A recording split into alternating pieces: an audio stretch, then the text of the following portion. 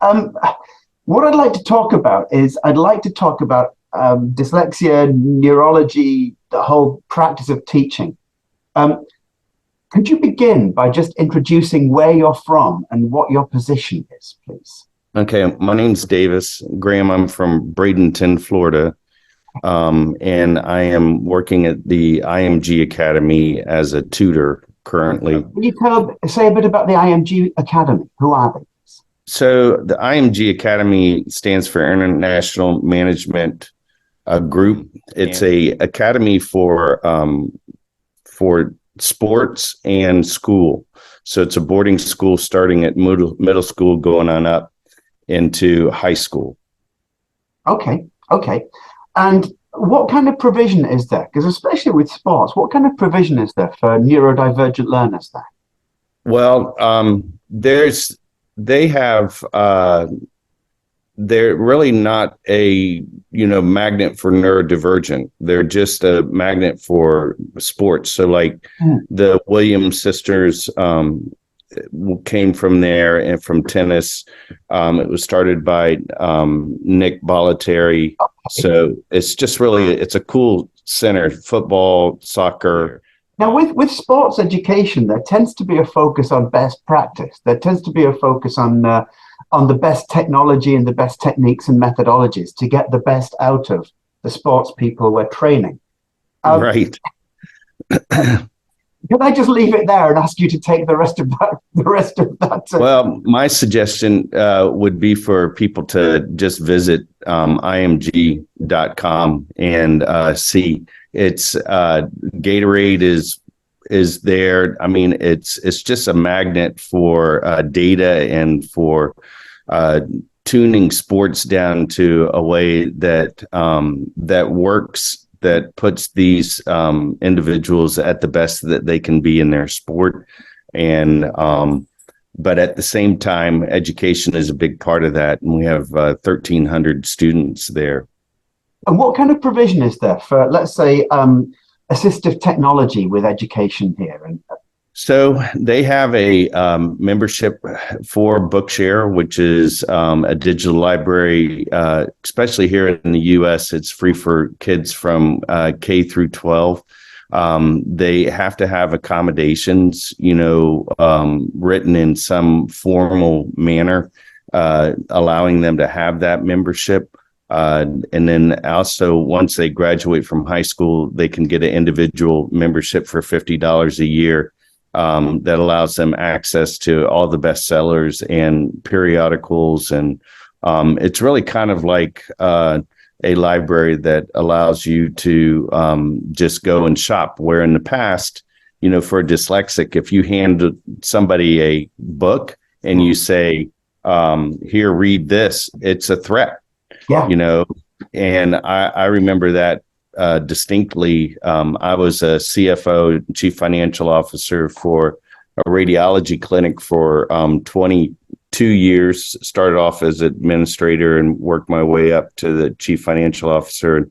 It was a 9 million revenue a year company, 95 employees. But I went to a conference and somebody asked the Radiology Business Managers Association, who's read Good to Great by Jim Collins? And I remember I didn't raise my hand, and everybody it felt like everybody else did. Probably 3/4 people did, but you feel like a failure. So they have that going for them. Apple is a big product for dyslexics, especially because you don't have to go from one system to another to be able to read the printed word.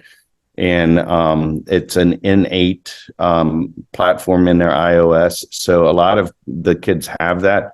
And then they also have a really neat thing for all students, and that is that they provide tutoring, which I'm one of the tutors. And then they also have a learning resource center that is additional payment, but it really is a support staff of so many that allows these students not to fall through the cracks. And what does the tutoring involve, if I can ask? So for me, I got the great job because they come to me, out of their own need. and so a lot of times I handle everything except for chemistry, language, and anything with numbers. So I'm not a math. But like we were going through the Cold War in world history, working in biology with DNA and the structure and the changing of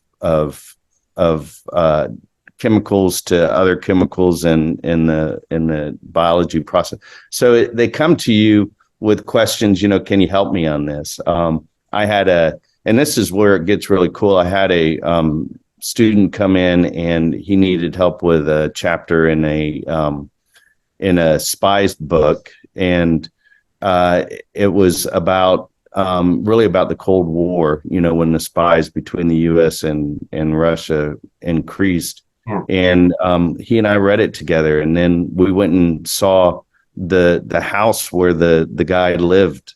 And I sent you a video that shows you how to do that. And that's the discovery part of technology and education, is that it's transformational. So they have those types of access to us, and we have access to their computers and be able to show them how to use the technology, but also how to answer their questions when they come in for a tutoring question. Yeah. I mean, are there any downsides to, for instance, assistive technology that you know of? Yes, it's I think we are at a standstill. I mean, in education, where it needs to be re-educated into using this technology to advance the students. I read somewhere, or maybe I came up with this in my mind, but the teachers are at a place where they're dealing with a TikTok generation where everything's like 27 seconds, not 27 minutes or 50 minutes for a classroom. So you need to engage them in a way that allows them to be able to see places and experience things. And this is what really I kind of got us connected, was re-educating education is key to this next generation of students. And I think as education is re-educated into technology and become a little bit more digital literate per se, is that that it'll embrace differences of learning in a way that doesn't, you're not required to read traditionally. You can listen and follow along, and so things along those lines. Yeah, no, I mean, I read again a report that said that actually we don't take in as much when we listen as when we read, but the evidence isn't there to say whether that's, as it were, inherent within the way that we learn, or whether it's simply that we've been taught to learn through reading and we haven't been taught to learn through listening to audiobooks. And as you said, the idea of teaching teachers how to teach using audiobooks rather than how to teach using hard copy books like this, we just don't do it nearly enough.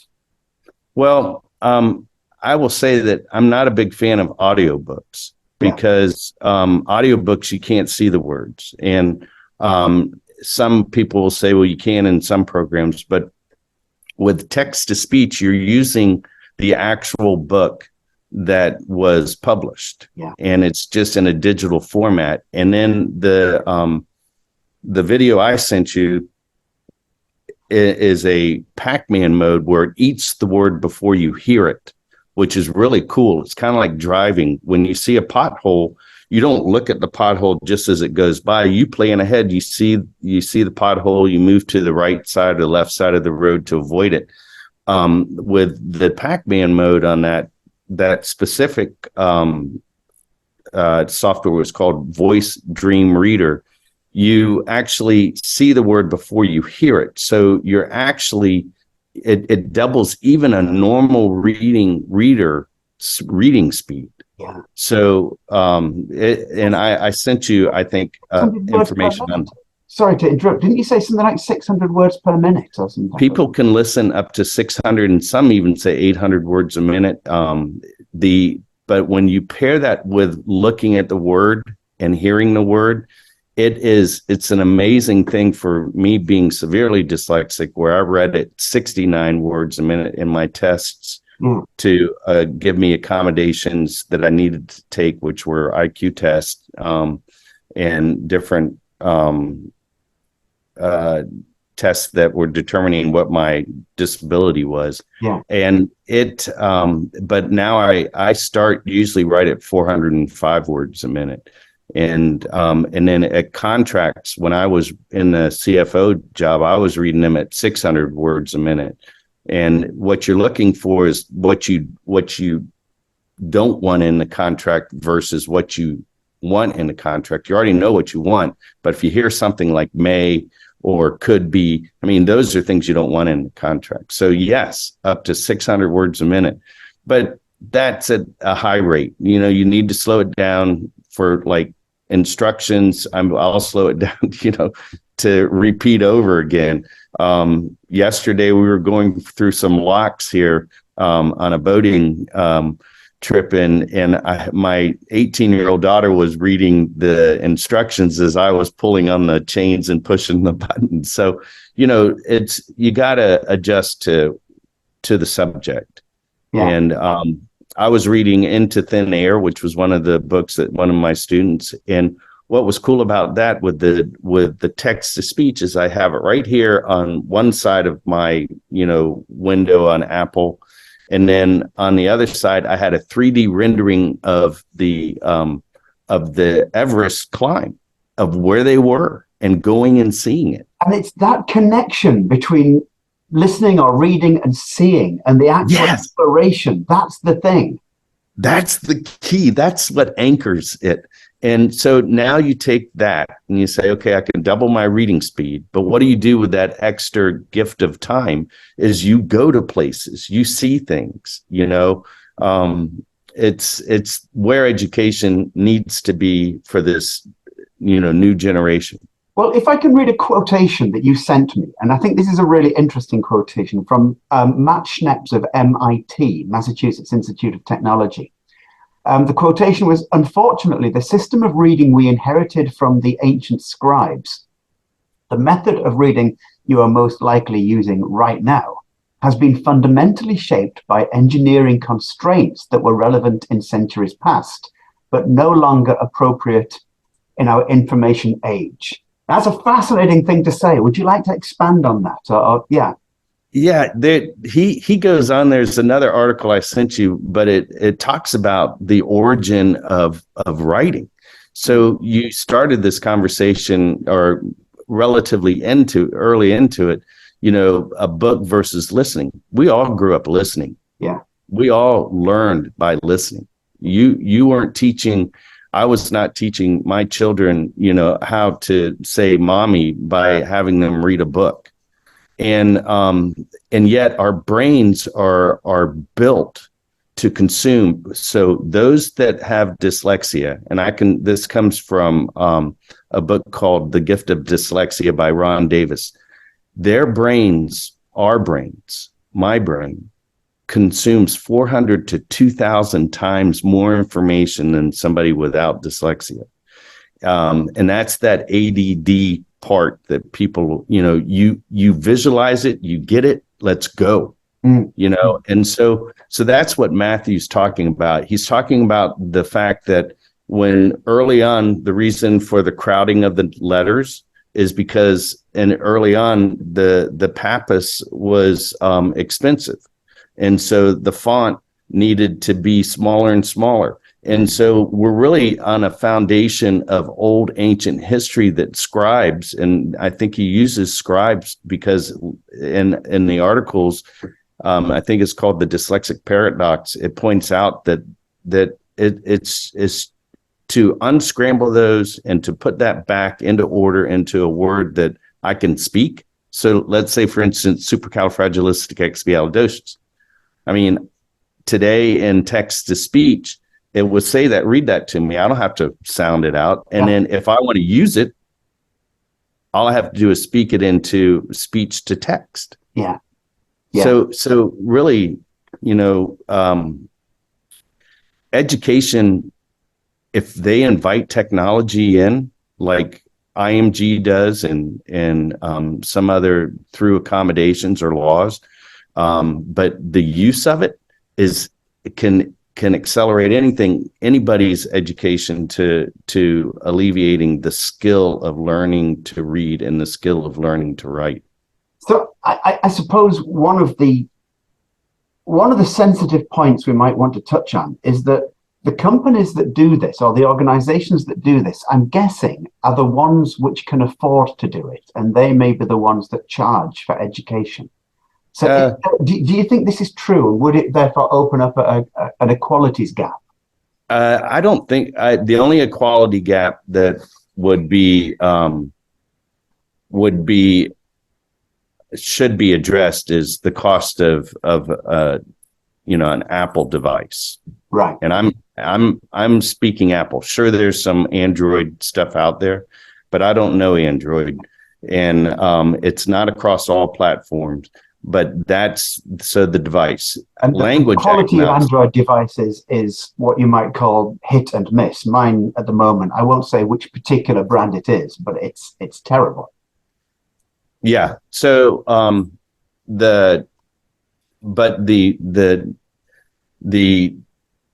going back to your question, in the public school, if the public school embraces Apple technology in the US, it's usually Apple or Microsoft. Yeah.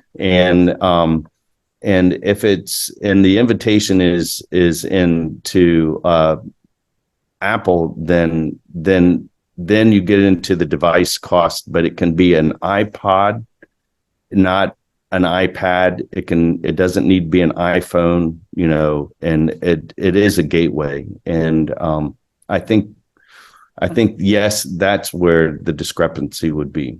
Yeah. It's in the affordability of that type of device. Yeah. It's a good point. Mm. In countries such as ours that can afford, that device, which almost all students do, in our country, and I'm sure in England, a lot of students have a device of some sort.